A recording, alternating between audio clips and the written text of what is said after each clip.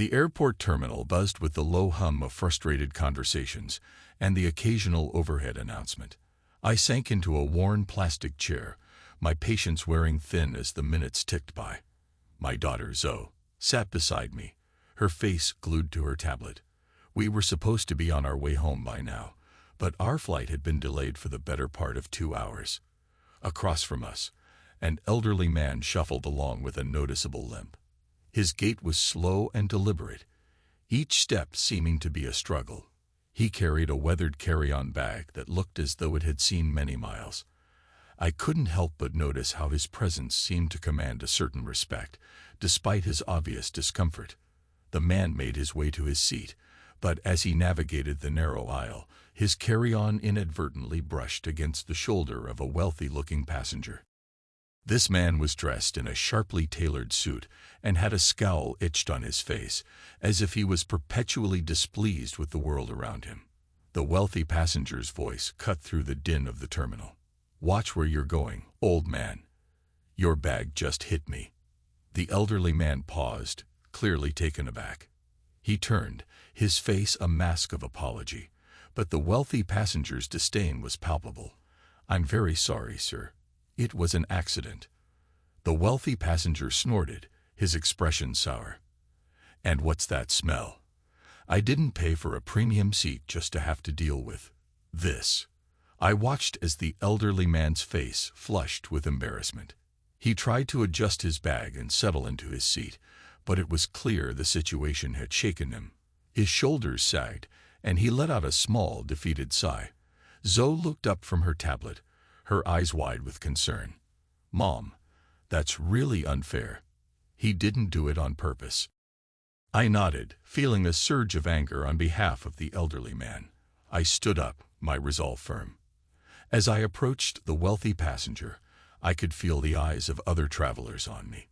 The wealth of his appearance contrasted sharply with the man's suffering, making the injustice even more glaring. "Excuse me," I said, trying to keep my tone measured. I couldn't help but overhear.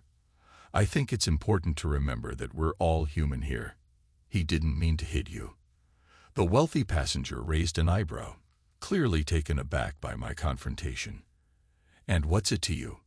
"It's about basic decency," I replied, trying to maintain my composure.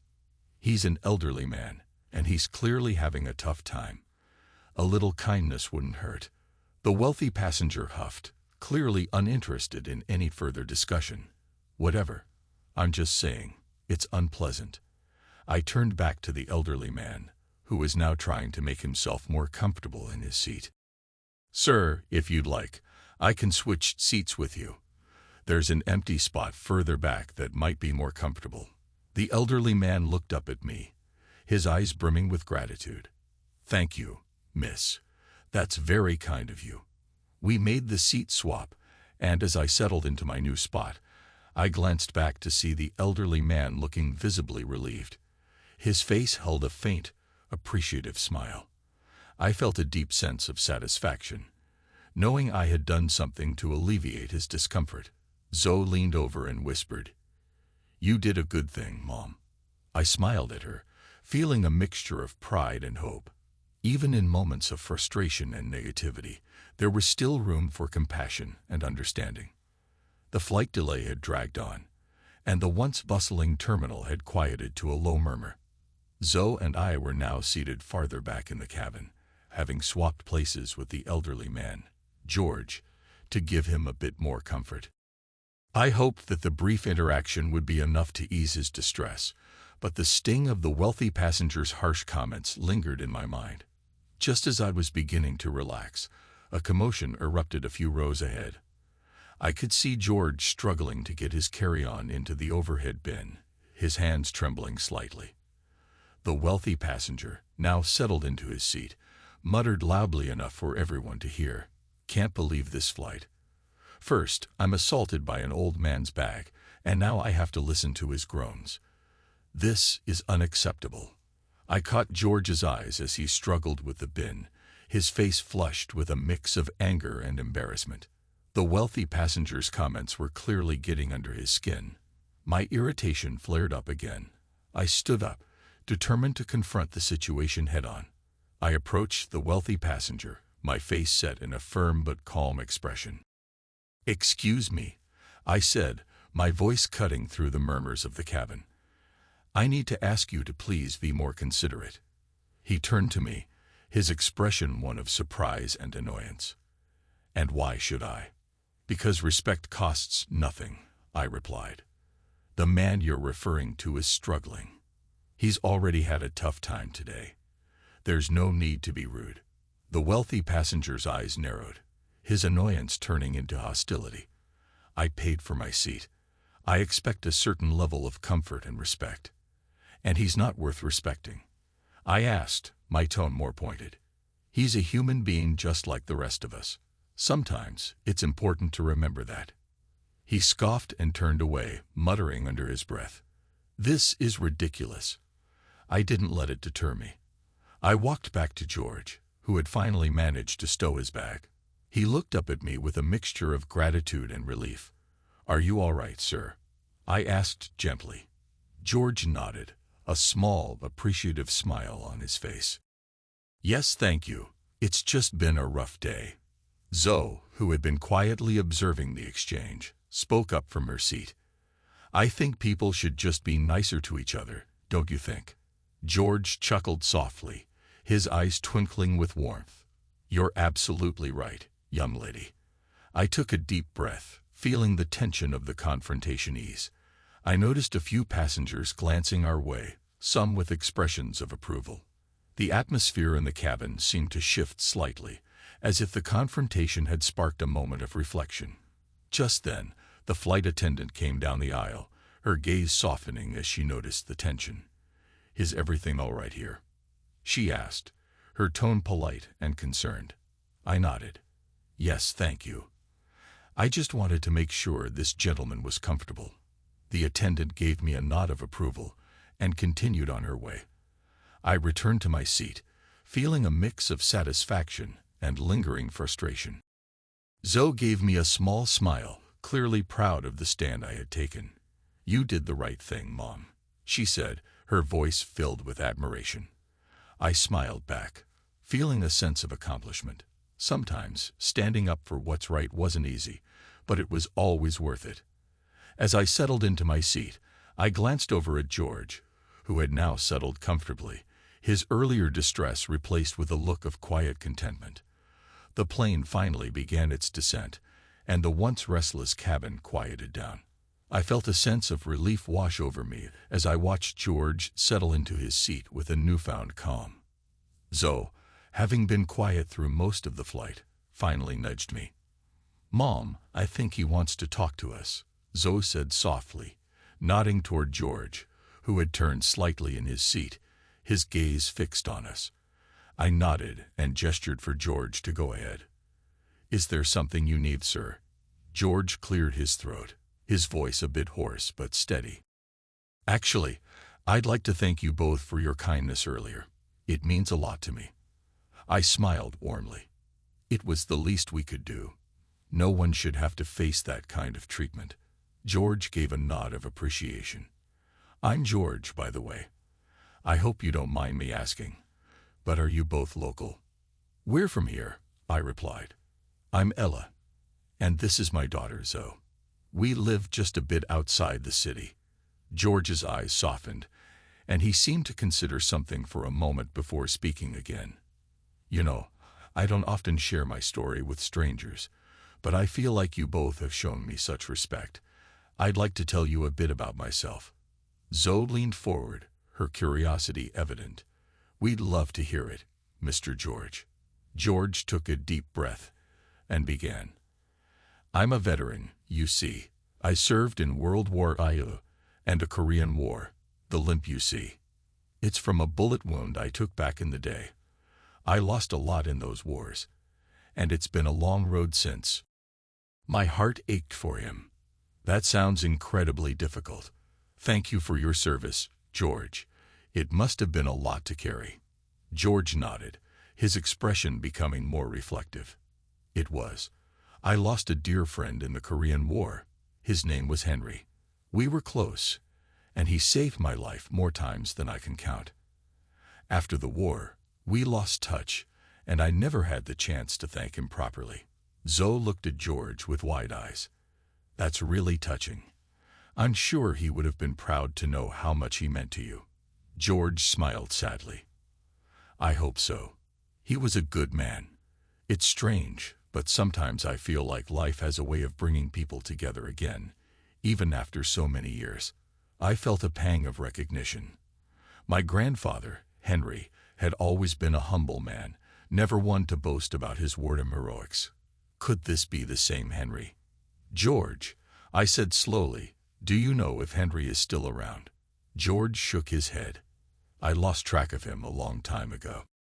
I've tried to find him over the years, but never had any luck. A sudden thought struck me. My grandfather's name is Henry. Could it be? George's eyes widened with surprise. Really? What are the chances? I nodded, my heart racing. Yes, my grandfather was also in the Korean War. He never spoke much about it, but he did mention a close friend named George who saved his life. George's face lit up with hope and excitement. Could it be? I have to meet him. It's been so long, and to know he's been close all this time. I turned to Zoe, feeling a rush of emotion. I think we need to arrange a reunion. Zoe's eyes sparkled with excitement. That would be amazing. Let's make it happen, Mom. George's eyes were misty, but he nodded gratefully. I would be forever thankful if you could arrange that. It would mean the world to me. As the plane landed, and we prepared to disembark, I felt a renewed sense of purpose. The chance to reconnect George with my grandfather was a gift I didn't expect, but one that I knew would be incredibly meaningful for both of them. The car ride home from the airport was filled with a mix of anticipation and contemplation. Zoe and I exchanged glances, both excited and a little apprehensive about what we had discovered. George, sitting in the back seat, seemed lost in thought, his gaze occasionally drifting out the window. When we arrived at our modest family home, I invited George inside, eager to continue our conversation. As we entered, Zoe ran off to make some tea, while I guided George to the living room. Please, make yourself comfortable, I said, gesturing to the couch. I'll just get some refreshments. George settled into the couch, his gaze scanning the room with a blend of curiosity and nostalgia. I returned with a tray of tea and snacks, and we began to chat more casually. George, I said as I handed him a cup of tea, I've been thinking about what you shared on the flight. It's really struck a chord with me. George smiled warmly. I appreciate that, Ella. It's not often I get to talk about those days. Zoe joined us, holding a cup of tea. Grandpa always said the war changed him, but he never went into details. I think he'd like to hear your story. George looked thoughtful. The wars did change many of us. It's not just the battles. It's the people we meet, the bonds we form. I nodded, setting down my cup. I've been thinking more about your friend Henry. It's uncanny, but my grandfather was in the Korean War too. He was always so quiet about it. George's eyes widened in excitement. Could it be the same Henry? What's his last name? I hesitated for a moment, then said, his last name is Thompson. A look of recognition crossed George's face. Henry Thompson. That's him. I knew he had a family, but I never knew what became of him. Zoe's eyes lit up. That's incredible. Grandpa always spoke fondly of his friends. We should call him right away. I grabbed my phone, dialed the number I had for my grandfather, and waited as it rang. Hi, Grandpa. It's Ella, I said when he answered. I have someone here who wants to speak with you. Can you talk? There was a brief pause on the other end. Sure, Ella. What's going on? I handed the phone to George, who took a deep breath before speaking. Henry. It's George.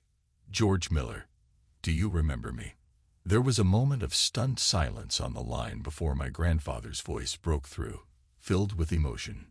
George, is that really you? After all these years, George's voice was thick with emotion as he replied, Yes, "It's me. I've been trying to find you. I'm here with Ella and Zoe, and it seems your granddaughter and I crossed paths in a rather unexpected way." The conversation continued with George and Henry exchanging stories, their voices filled with nostalgia and joy. Zoe and I watched, both amazed and touched by the emotional reunion. After George ended the call, he looked at me with a tearful smile. "Thank you, Ella. I never thought I'd have the chance to reconnect with Henry. This means more to me than I can express." Zoe hugged George. "I'm so glad you two found each other again." I nodded, feeling a sense of fulfillment. It's amazing how life works out sometimes. I'm glad we could be a part of this. George's eyes were misty as he thanked us once again. It's not just about reconnecting with an old friend. It's about the kindness and support I found in you both. I'm deeply grateful. As we settled in for the evening, the house felt warmer and more connected. The reunion between George and my grandfather had added a new layer of significance to our lives, reminding us of the power of friendship, family, and the unexpected turns that bring people together. The following weekend, I arranged for George to visit our home again, this time with the hope of facilitating a reunion with my grandfather, Henry. I could hardly contain my excitement as I prepared for the visit, ensuring everything was perfect for this heartfelt occasion. The doorbell rang promptly at 2 p.m., and I opened it to find George standing there with a small, hopeful smile. He was dressed neatly in a button-down shirt and slacks, looking both nervous and excited. "Come in, George," I said, stepping aside to let him enter. "Grandpa will be here soon. Please, make yourself comfortable." George nodded gratefully and took a seat in the living room. Zoe and I exchanged knowing glances as we set up the coffee table with refreshments. As we were preparing, the doorbell rang again. I opened it to reveal my grandfather, Henry, looking slightly frazzled but eager. "Hello, Grandpa."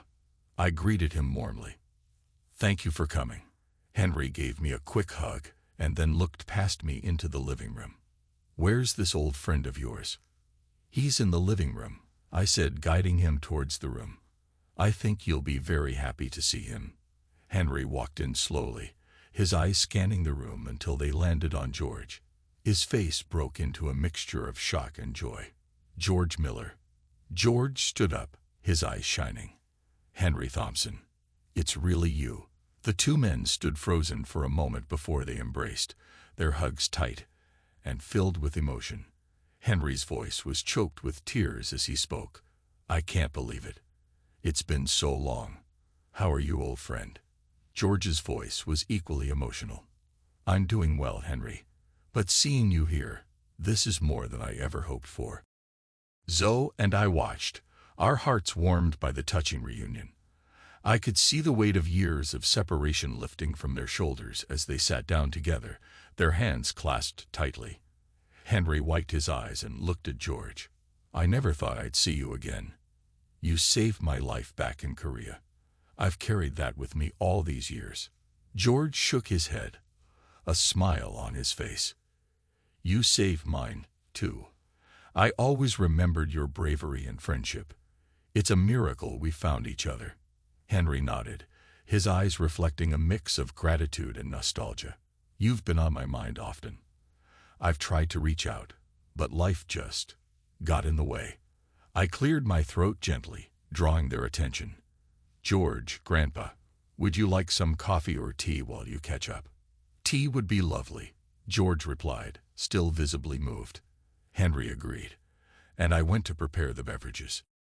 When I returned, I found the two men deep in conversation, exchanging stories and reminiscing about their experiences in the war.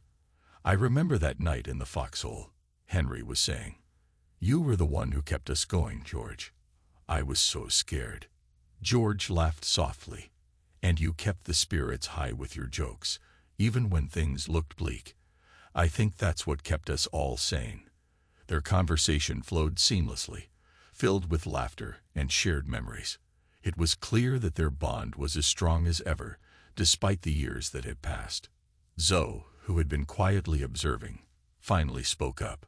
"Grandpa, Mom told me about your time in the war. I never realized how many lives you touched. Henry looked at Zoe with a gentle smile. It's the friends we make and the bonds we form that really matter. I'm glad I got to share this time with George. George nodded, his eyes reflecting his own appreciation. I couldn't agree more. Meeting Henry again has reminded me of the strength of friendship and the power of shared experiences. As the afternoon wore on, the conversation continued to flow effortlessly, with George and Henry exchanging more personal stories and heartfelt memories. By the end of the visit, it was clear that the reunion had brought immense joy and healing to both men. As Henry prepared to leave, he turned to George with a tearful smile. I'm so glad we found each other again.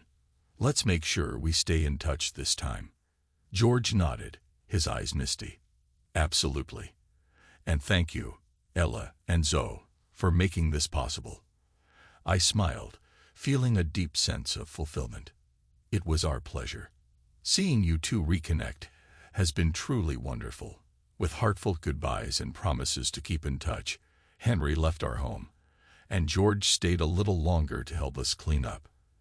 As we finished, George turned to me with a grateful expression. I can't thank you enough for this, Ella. It means more to me than you know. I smiled warmly. I'm just glad we could help. Seeing you and Henry together again is more than I could have hoped for. As George left, I felt a profound sense of satisfaction, knowing that the bonds of friendship and family have been strengthened through our small act of kindness. The evening after George's reunion with Henry was filled with a sense of tranquility.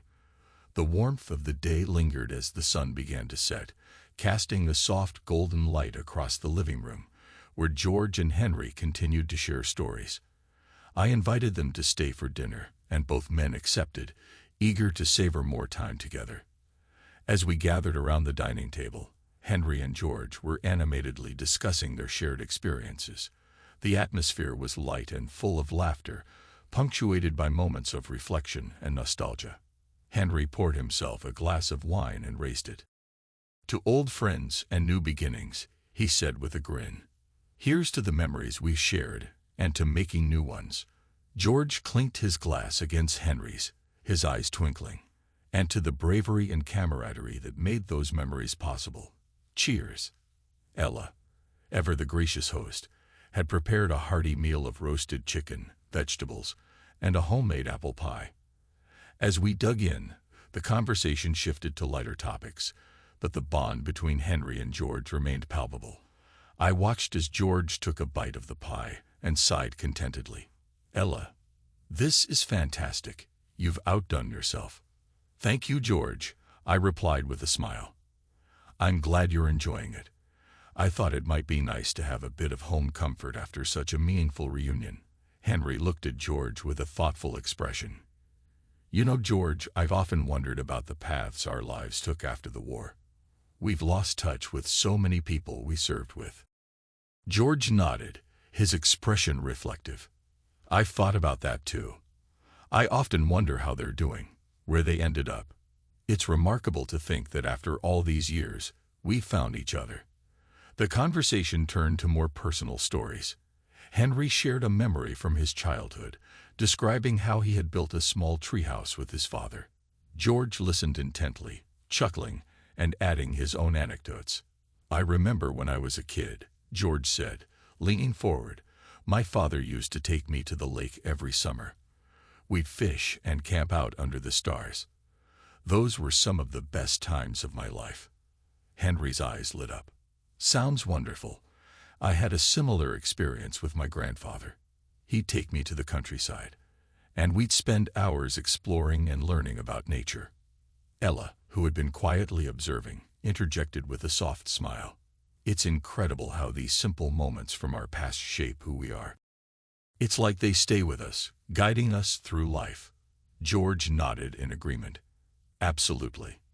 Those moments give us strength when times are tough. As the evening progressed, Henry and George continued to reminisce, sharing stories of their families, their adventures, and the challenges they faced after the war. Each story seemed to bridge the gap between the past and the present, bringing them closer together. Eventually, the conversation turned to more somber topics. Henry's eyes grew serious as he spoke. "George, do you ever think about the friends we lost?" "I think about them often." George's expression softened. "Yes, I do. It's hard not to. We lost some great men, and their sacrifices are something I'll always remember." Henry placed a reassuring hand on George's shoulder. "We've been fortunate to have lived as long as we have, and to have had the chance to reconnect. I'm grateful for that." George nodded, his eyes filled with emotion. "I am too. It's moments like these that remind me of the value of friendship and the importance of cherishing the time we have." As the night drew to a close, Henry and George exchanged heartfelt goodbyes. They'd promised to stay in touch and to make more time for each other in the future. I felt a deep sense of satisfaction watching them leave, knowing that their reunion had not only rekindled their friendship, but had also brought them healing. In the quiet that followed, Zoe joined me in the kitchen, where we were cleaning up. She looked at me with a thoughtful expression. "Mom, do you think George and Grandpa will keep in touch?" "I hope so," I replied, placing a dish in the sink. "Their friendship means a lot to both of them. I believe they'll find ways to stay connected." Zoe smiled. "I think it's really special how you helped them reconnect. It's like you gave them a piece of their past back." I nodded, feeling a warm glow of contentment. "It was my pleasure, Zoe. It's wonderful to see old friends finding each other again and finding peace in their shared memories." As I looked out the window, watching the last rays of sunlight fade away, I felt a deep sense of fulfillment. The healing and reconnection that had taken place were more profound than I could have imagined, leaving me with a renewed appreciation for the bonds we form and the ways in which they enrich our lives. The days following George and Henry's reunion were filled with a gentle sense of peace and satisfaction. Their friendship had been rekindled in a way that seemed almost magical, as if time itself had woven their lives back together. The bond they shared was a testament to the enduring power of camaraderie and the deep emotional connections forged through shared experiences. One crisp morning, I awoke to find George and Henry in the living room, engaged in an animated conversation. The warmth of the sun streaming through the windows highlighted the contented expressions on their faces. I could tell that their time together had been profoundly healing. As I joined them for breakfast, the table was filled with laughter and stories. Zoe was sitting between them, clearly fascinated by the tales they were sharing. I set down a plate of freshly baked croissants and sat down, eager to hear more. "So George," I said, pouring coffee into my mug, "how have you been finding your time here with us?" George smiled warmly, his eyes twinkling. "It's been wonderful, Ella. I'm so grateful for your hospitality. It's not often that I get to relive such cherished memories with an old friend." Henry, reaching for a croissant, added with a chuckle, "And it's been a pleasure having you here, George. I didn't realize how much I missed these conversations until we started talking again."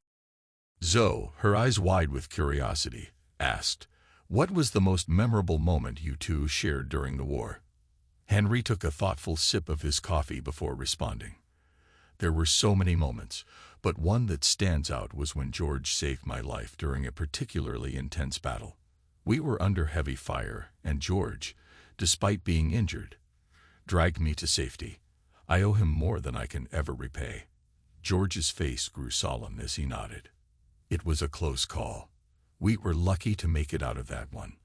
But it wasn't just about saving lives. It was about having each other's backs when it mattered most." Zoe looked at them with admiration. "It's incredible how brave you both were. I can't imagine what it was like." Henry placed a hand on Zoe's shoulder. "We were just doing what needed to be done. It was our duty, but it was also about the bond we formed. That bond has lasted all these years." As breakfast drew to a close, I noticed George and Henry sharing a quiet moment on the porch. The sun was beginning to set, casting a warm glow over the landscape. I could see that their time together had brought them a sense of closure and fulfillment. I joined them, and George turned to me with a heartfelt expression. "Ella, I want to thank you for everything. Without your kindness, I don't know if I would have had the chance to reconnect with Henry.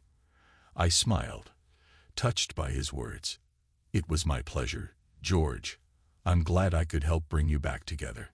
It's been an honor to witness the renewal of your friendship. Henry nodded in agreement. Absolutely. It's been a blessing to be reminded of the value of true friendship. It's something we often take for granted until it's gone. George looked out over the horizon, his gaze thoughtful. You know, I think the best part of all this is knowing that we still have each other. Even after all these years and the hardships we faced, our bond remained strong. As the sky darkened and the first stars began to appear, George and Henry shared a quiet moment of reflection. They spoke of their hopes for the future and the importance of staying connected with those who matter most. I watched them with a sense of contentment, feeling a deep appreciation for the unexpected journey that had brought us all together. It was clear that the reunion had not only rekindled old friendships, but had also provided a sense of healing and closure that would stay with them for years to come. As the evening drew to a close, I hugged both men tightly, feeling a profound gratitude for the connections we had forged. Thank you for being a part of this, George and Henry. I'll always cherish the memories we've made together. George smiled warmly, his eyes glistening with emotion. And I'll cherish the new memories we've created. It's been a true blessing. Henry added, here's to many more years of friendship and the continued joy of sharing our lives with each other. With that, the night settled in, and we bid farewell to George and Henry, knowing that their renewed friendship was a testament to the enduring power of human connection. As I closed the door behind them, I felt a profound sense of satisfaction, knowing that the bonds we form have the power to heal, inspire, and bring joy to our lives.